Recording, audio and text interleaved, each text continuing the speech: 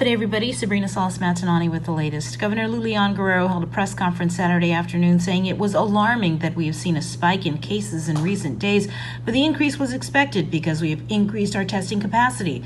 For now, all plans to loosen restrictions and further open up Guam have been shelved. Additionally, public health has seen an increase in cases in northern Guam and plans to hold more outreach in the area over the next several weeks.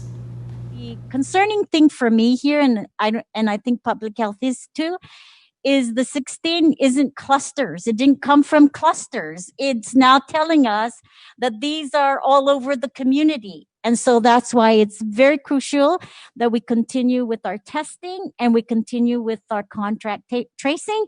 And that is why I put a delay and a hold on what other restrictions we were planning to lift. And so we're not going to reverse any of the restrictions we have made. We are continuing with the activities because we want to make sure the activities going on so we'll know what exactly is happening out there in the community. So that's why Dr. Cabrera is really tracking mobility, because as people are more mobile and we see that we're getting more positives, then we're thinking, hey, they're mobile, but maybe they're not wearing their masks.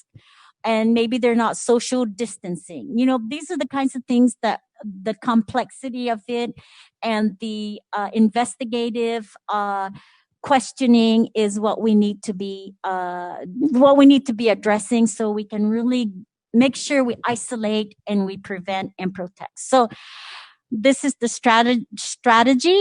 It's coming to fruition, like we said, and we are prepared and we have planned for this.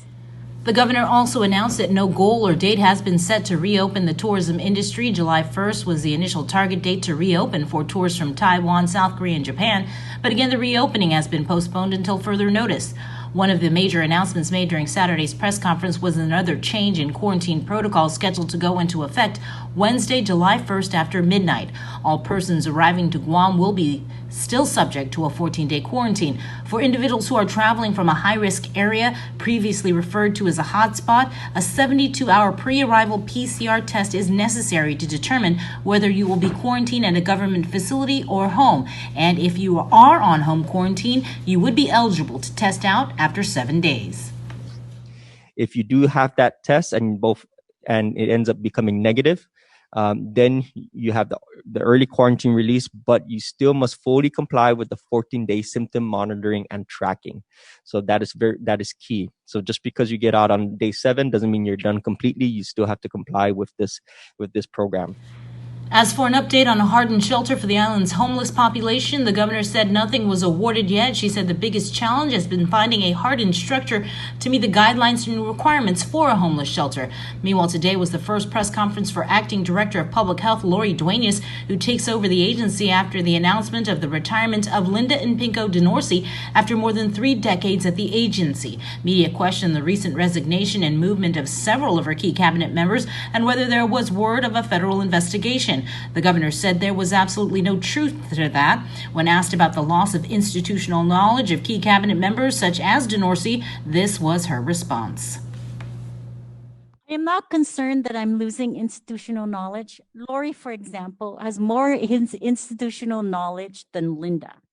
Lori started at public health way before Linda. In fact, Linda worked under Lori. So in the area of public health, I am very confident that the people that are there have the knowledge, the institutional knowledge, the scientific knowledge, the social knowledge, the investigative knowledge, the contact tracing knowledge.